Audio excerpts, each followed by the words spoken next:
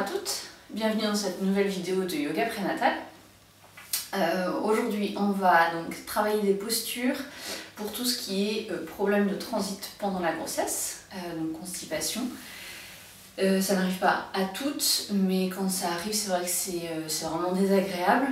Donc moi aujourd'hui ce que je vous propose c'est des postures de yoga. Sachez qu'une activité physique quotidienne aide, par exemple des choses comme la marche ou la natation. Ça peut vraiment vous aider d'être dans un mouvement, une activité, et également en termes d'alimentation, de tout ce qui va être pruneaux, amandes, voilà, des choses avec des fibres pour vous aider à faire passer, et puis de boire beaucoup d'eau également. Aujourd'hui la séance donc, va porter sur le problème de transit et je vous encourage vraiment à la pratiquer quotidiennement, voire 2 fois par jour, pour voir si elle a vraiment des effets, si elle vous parle et si les postures pour vous sont adaptées. Voilà, donc c'est parti. Vous pouvez vous asseoir confortablement. Je me suis assise dans un coussin d'allaitement parce que c'est là où on est le mieux soutenu au niveau des articulations. On a le dos bien droit et l'abdomen bien libéré. Si vous préférez vous asseoir sur une brique ou sur un petit coussin, voilà, libre à vous de le faire. Il faut que vous sentiez que vous ayez le dos bien droit et le sommet de la tête bien étiré vers le ciel pour pouvoir respirer librement. Donc dans un premier temps, trouvez votre position assise. Et puis on va faire des étirements latéraux pour vraiment sentir qu'on étire d'un côté, notamment au niveau de l'intestin, et puis de l'autre côté. Voilà, d'alterner, c'est ce qui va créer du mouvement dans les intestins, dans le ventre, et également faire du bien au niveau des côtes. Vous pouvez placer votre paume de main droite au sol ou le bout des doigts, et si jamais vous avez besoin, vous pouvez également bien sûr utiliser la brique. Voilà, vous inspirez bien. Et à l'expire, vous étirez le bras gauche vers le ciel et vers la droite. Repoussez le sol avec votre paume de main droite pour sentir un auto-grandissement, un étirement. Et expirez, relâchez. Voilà, la même chose de l'autre côté, inspirez bien. Et expirez.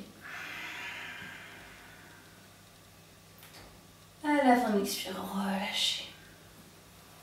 Inspirez. Expirez.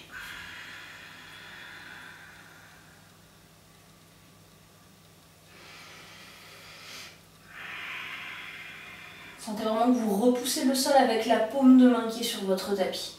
Créez de l'espace, créez un étirement. Une dernière fois de chaque côté.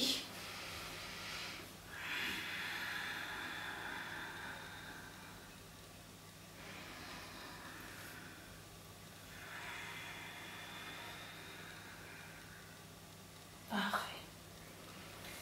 Voilà. Des petits mouvements. Si c'est trop intense, bien sûr, dans chaque posture, adaptez, allez moins loin. L'idée étant de créer du mouvement. Ensuite, on va venir faire une torsion. C'est vraiment là ce qui aide à étirer et à comprimer l'autre côté. Donc on va la tenir sur 3 respirations. N'allez pas trop loin. Et vous pouvez également utiliser la brique pour placer la main au sol derrière vous, notamment si vous êtes sur une petite hauteur comme moi. Donc dos de la main droite sur l'extérieur du genou gauche. Paume de main gauche au sol, ou sur le bout des doigts ou sur la brique. Et vraiment à l'expire, allez regarder vers votre gauche ou vers l'arrière. Relâchez bien les épaules, le visage, les mâchoires. Relâchez bien le ventre et faites 3 belles respirations. Ou à chaque expire, subtilement, on pousse un peu plus dans le dos de la main.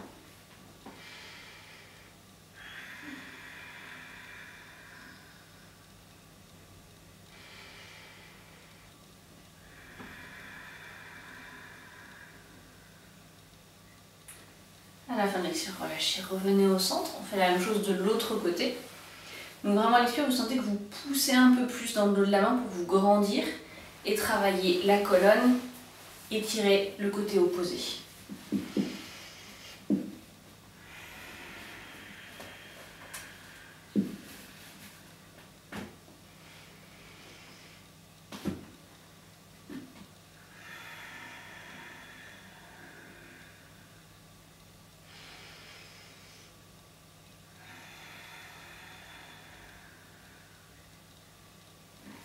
Puis revenez au centre et de nouveau. Voilà, faites circuler des petits mouvements simplement intuitifs pour vous, peu importe ce qu'ils sont. On va pouvoir libérer le coussin.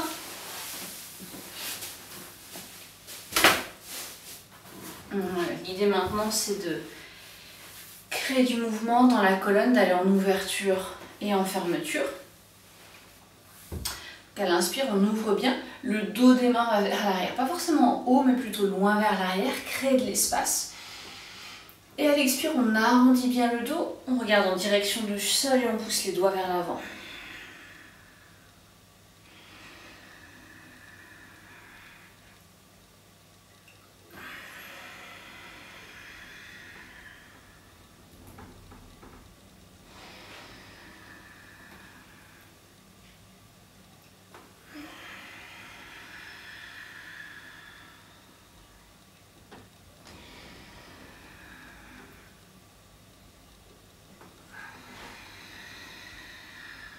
Poussez les doigts vers l'avant, la colonne vers l'arrière, regardez en direction du sol.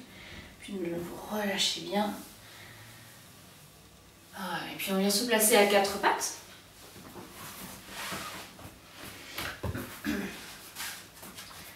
Donc l'alternative à ce qu'on vient de faire, ça va être des dos creux de rond. Donc si le dos creux de rond vous parle plus ou est plus agréable, n'hésitez pas à le faire bien entendu. À faire peut-être les deux. Et puis avec la pratique quotidienne, à prendre celui qui vous parle le plus ou fait le plus de bien. Dos creux de rond, simplement on aligne bien genoux fessiers, les mains légèrement à l'avant des épaules. À l'inspire, on relâche le dos, on crée une belle ouverture ici. Les épaules loin des oreilles. Et à l'expire, coccyx vers le sol, on pousse la colonne vers le ciel.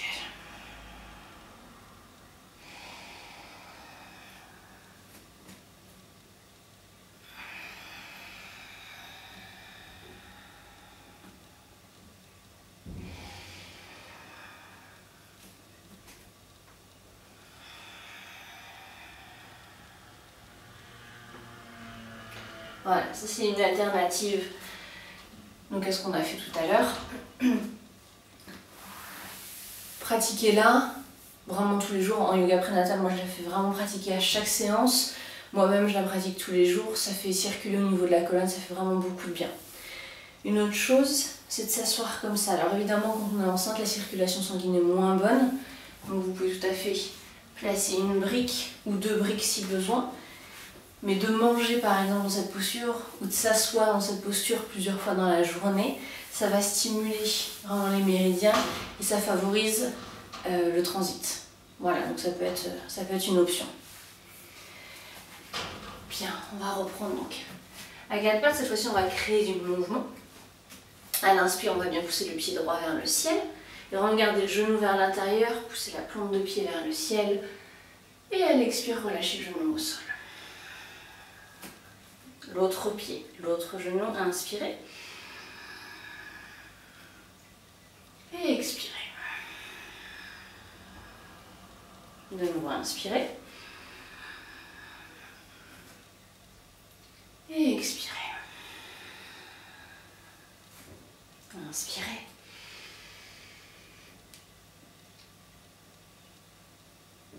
Et expirez. Si vous êtes au premier trimestre, par exemple, vous avez l'alternative d'inspirer, de bien ouvrir, et d'expirer, de ramener le genou peut-être vers le coude pour créer plus de mouvement. J'inspire et j'expire, donc non pas le genou vers la poitrine, mais vers le coude pour vraiment arrondir, créer du mouvement. C'est moins agréable, moins pratique en fin de grossesse.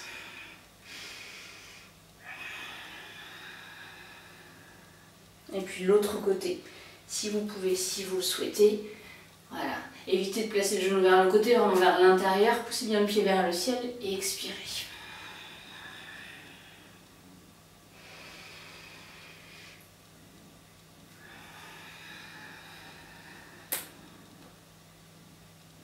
Une dernière fois.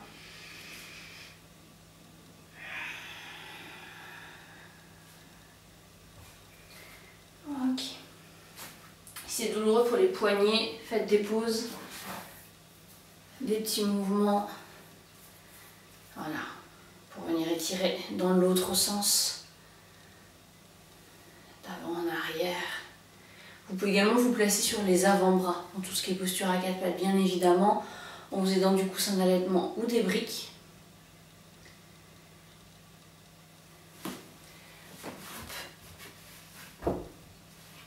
si vous préférez placer des briques et vous mettre sur les avant-bras, c'est tout à fait possible pour pratiquer. Ensuite, toujours à quatre pattes, on vient attraper la cheville avec la main opposée. Donc ici, cheville gauche avec la main droite. Trouvez votre équilibre et poussez bien le pied vers le ciel. Sentez et créez de l'ouverture.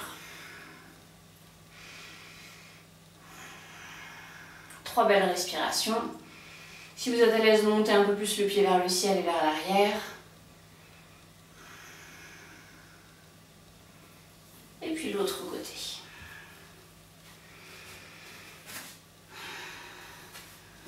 Montez bien le pied vers le ciel, vers l'arrière, ouvrez bien.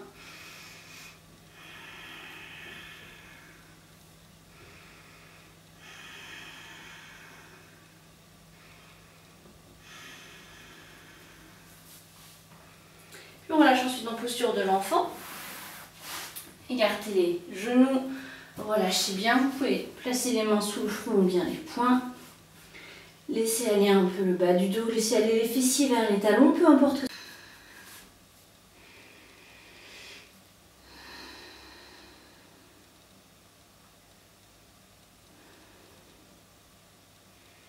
Parfait, on vient ensuite étirer les mains et les bras devant soi pour revenir à quatre pattes. Ici, on vient en chien tête en bas. Le chien tête en bas, si vous n'avez pas pratiqué le yoga avant la grossesse, il n'y a aucune obligation de le faire. Si quand vous le faites, ça tire dans le bas du ventre, dans les ligaments, vous sentez que ça contracte, vous relâchez également. Vous pouvez directement passer en relaxation sans problème. Pour les personnes qui le souhaitent, écartez bien les doigts, ventousez les paumes de main au sol, crochetez les orteils vers le sol et vous pouvez même écarter un peu plus les pieds. Sur une belle expiration, venez en chien tête en bas, gardez les jambes fléchies, ramenez bien la poitrine vers les genoux et ici marchez sur place. Relâchez bien la tête, placez le regard entre les pieds. Voilà. Et si vous le souhaitez, si tout va bien ici, vous pouvez inspirer et tirer le pied droit vers le ciel. Si besoin, pliez un peu la jambe gauche. Voilà, vous pouvez tout à fait rester là. Ou bien pliez votre jambe, ramenez le talon droit du côté gauche et venez regarder sous votre bras droit. Ça crée un étirement qui peut être agréable.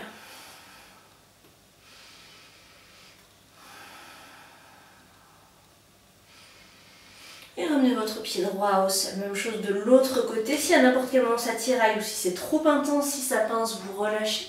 Vous revenez en posture de l'enfant. Pied gauche vers le ciel. Vous pouvez plier votre jambe. 1, 2, 3 respirations, c'est vous qui voyez. Sentez que vous relâchez bien le talon du côté opposé, que vous regardez sous votre bras gauche.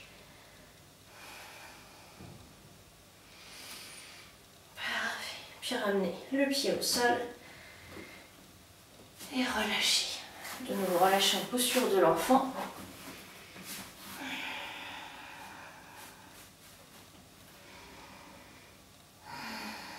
Laissez aller le buste, laissez le bas du dos se relâcher. Comme tout à l'heure, les fessiers vers les talons.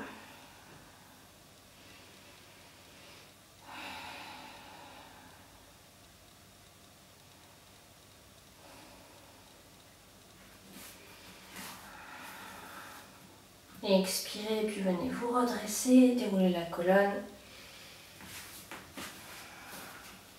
Prenez toujours le temps de sortir des postures, le temps nécessaire vraiment pour vous. Si vous sentez bien en posture de l'enfant, restez-y quelques respirations.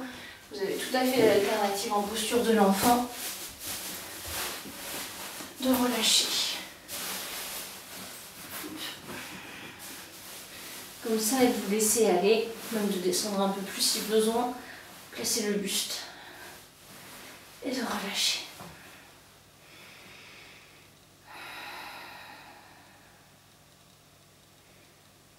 Ça peut être également, bien sûr, avec un ballon. Prenez le temps vraiment de vous faire du bien et de prendre ces moments de pause, d'écoute de soi. Pour ma part, je vous remercie beaucoup d'avoir suivi cette vidéo de yoga prénatal. Faites ensuite quelques minutes de relaxation sur le dos ou sur le côté pour vraiment permettre au corps d'intégrer les bienfaits des postures. Buvez beaucoup d'eau, faites une activité, pratiquez quotidiennement et puis abonnez-vous à ma chaîne YouTube, suivez-moi sur Instagram et sur Facebook. Prenez soin de vous et à très vite dans une prochaine vidéo.